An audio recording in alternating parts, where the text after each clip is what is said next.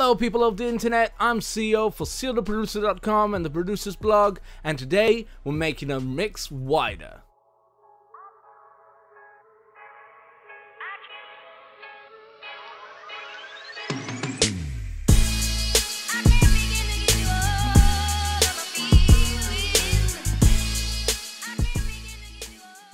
Hey everyone and welcome back. In today's video we're going to talk about width and 3 ways to increase the width of your mix. Now, width is a perception of our brain, a calculation that our intellect performs in order to detect in which direction a signal is coming from and what is the relative distance to another signal or to another source of sound. Now, our ears determine the position of a sound based on which ear perceives it first and its successive reflections, so reflections within a room or within a space.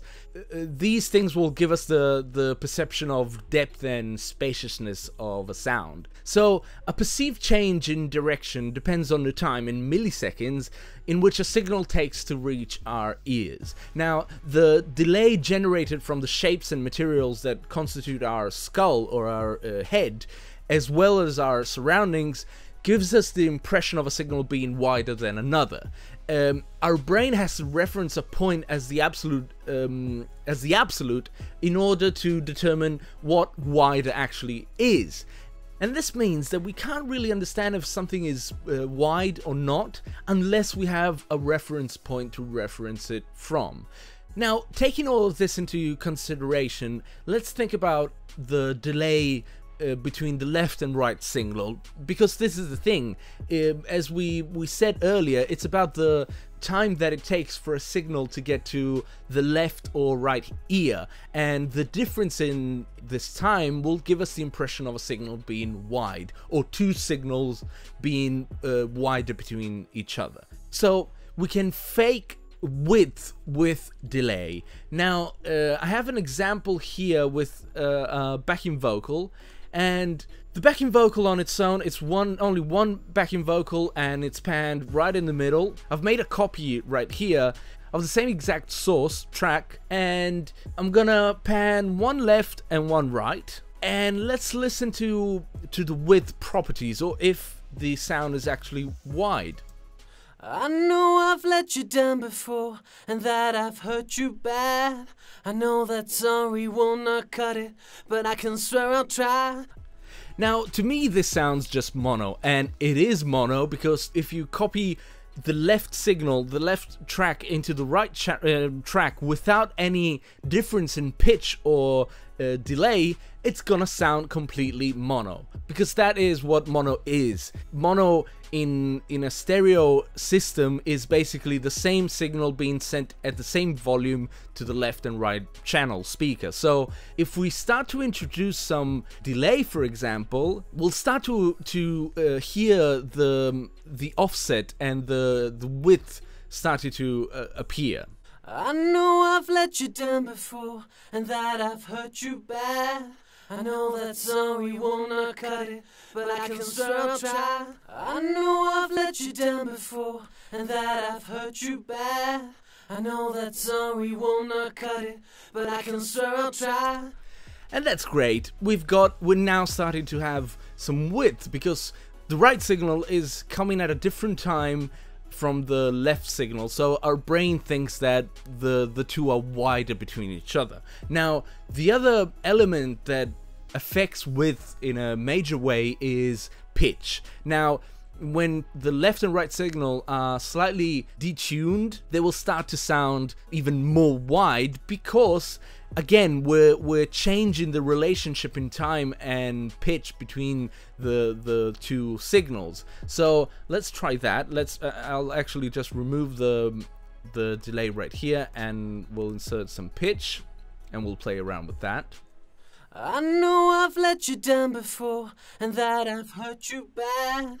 I know that sorry will not cut it, but I can swear I'll try. I know I've let you down before, and that I've hurt you bad. I know that sorry will not cut it, but I can swear I'll try. And the thing is, with pitch especially, since you don't want to detune it to a point where it's not in tune with the song anymore, just a few cents will really do the job. The combination of the two is where it's really gonna make the signal really wide, or the impression of the signal be really wide. I know I've let you down before, and that I've hurt you bad. I know that sorry will not cut it, but I can swear I'll try. I know I've let you down before, and that I've hurt you bad. So, before, without any effects. I know I've let you down before, and that I've hurt you bad. And with? I know I've let you down before, and that I've hurt you bad.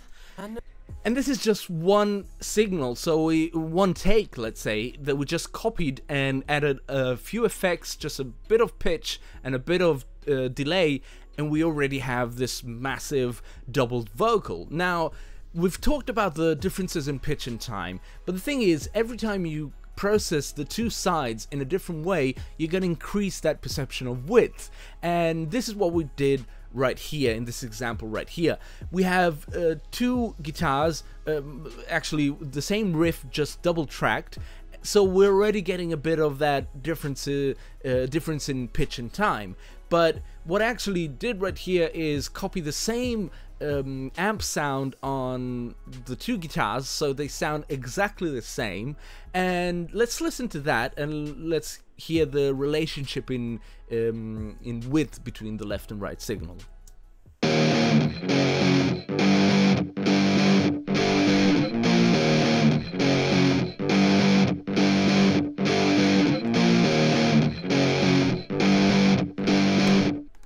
So these are the two amps from both sides doing exactly the same thing,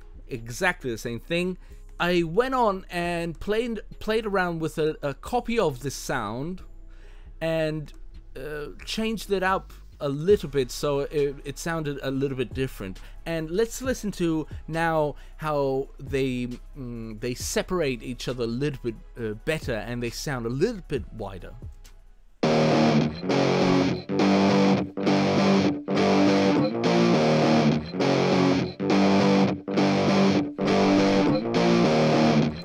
So before,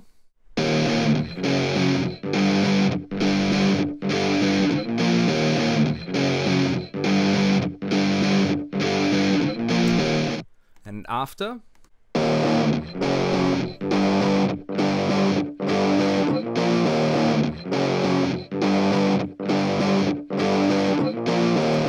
So we see how processing the two sides in a different way will increase the sense of width.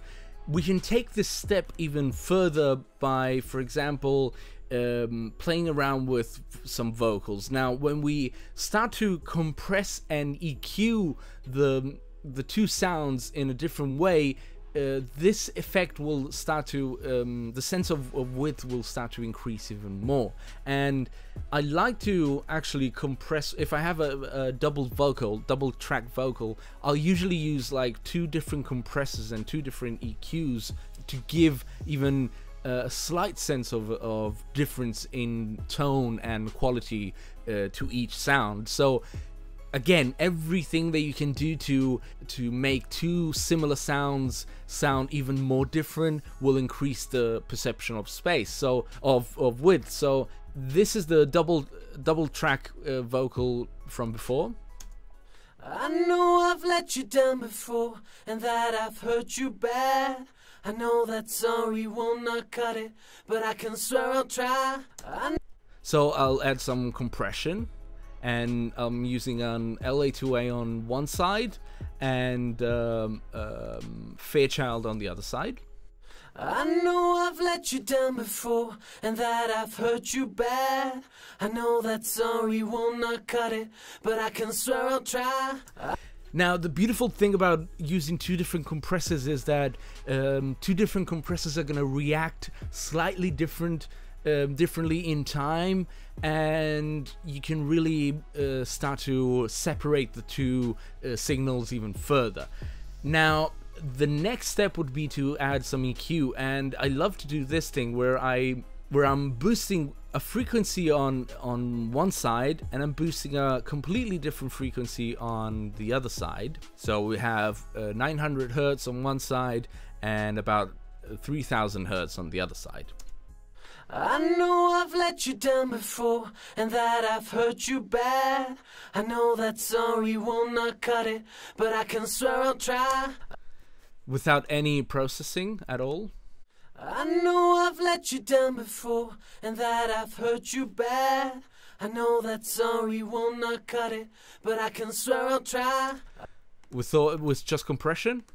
I know I've let you down before, and that I've hurt you bad. I know that sorry will not cut it, but I can swear I'll try. Compression and EQ. I know I've let you down before, and that I've hurt you bad. I know that sorry will not cut it, but I can swear I'll try. It's very subtle, but the thing is, these sort of things will really start to appear really strong when you put them inside of a mix. So whenever there's a reference point like a vocal in the center, you'll really start to hear the side signals separating even more from the center track, like the lead vocal or snare drum or kick drum or whatever. The last technique I want to talk about is both for producers and engineers, and I get a lot of people asking me, do I have to double track each guitar? Do I have to have the same signal on the left and on the right? No, you don't.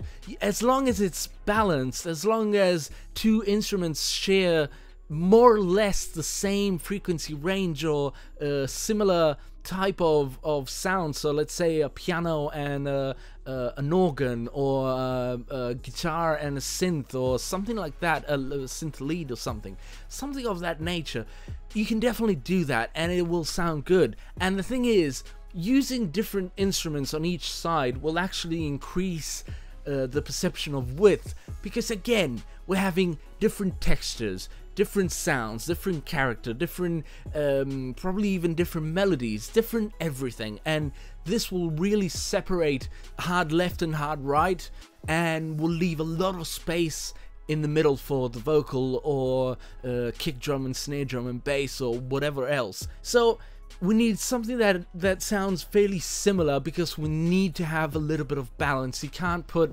piano doing chords in a lower octave and a super high lead guitar on the other side doing something in the really high octaves. It won't sound balanced, so you need something that sounds fairly similar. So for example, in this example, I have a vocal in the middle and these stereo percussions right here, and we'll try to pan them so we'll start to hear the width, the sense of width increase as we pan them. But I'm gonna play them as they are so you can get an impression of what they're doing. I know I've let you down before, and that I've hurt you bad. I know that sorry will not cut it, but I can swear I'll try. I know I've let you. Now we already have some elements going to the left and to the right, to the hard left and hard right, but we still have some elements coming in the middle, happening in the middle, so we want to remove those, and we'll just pan one to the left and one to the right. So we can listen to that and see what, see how there's more space in the middle, and the two shaker percussion sounds will start to sound wider between each other. I know I've let you down before, and that I've hurt you bad. I know that sorry will not cut it, but I can swear I'll try. I know I've let you down before, and that I've hurt you bad. I know that sorry will not cut it, but I can swear I'll try. I know I've let you down before, and that I've hurt you bad. I know. So you have so much more room for the vocal to come through, and you can add more crazy effects on the vocal, more reverb, more delay, without interfering too much with the other percussions, or without having the percussions interfere too much with the vocal. And this is what I actually wanted to do. So what if I add mono delay and just doing quarter notes, and let's listen to what that is doing. I know I've let you down before, and that I've hurt you bad. I know that sorry will not cut it, but I can swear I'll try. I know I've let you down before, and that's great and all, but when you start to have a stereo delay, and this works especially well with vocals and percussive sounds, like in this case, but if you have a stereo delay doing a ping-pong effect, so bouncing between the left and right signal in every repetition, you'll start to have a really cool effect that sounds super wide. I know I've let you down before, and that I've hurt you bad. I know that sorry will not cut it, but I can swear I'll try. I know I've let you down before, and that I've hurt you bad. I know that sorry will not cut it, but I can swear I'll try.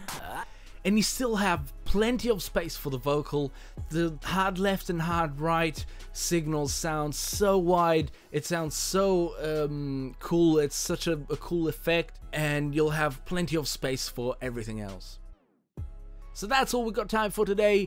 Make sure to like and subscribe. Go on seetheproducer.com/theproducersblog for more audio goodness, and while you're there, make sure to sign up to the form on the right to download my free ebook, The 5 Mixing Techniques You Should Be Using Right Now. It's awesome, will change your life, and you'll love it. Drop a comment below, let me know what you thought about this video, what you'd like to see in the next video, what's your favorite mixing technique to improve the width of your mix. Thank you for watching, and I'll catch you in the next episode.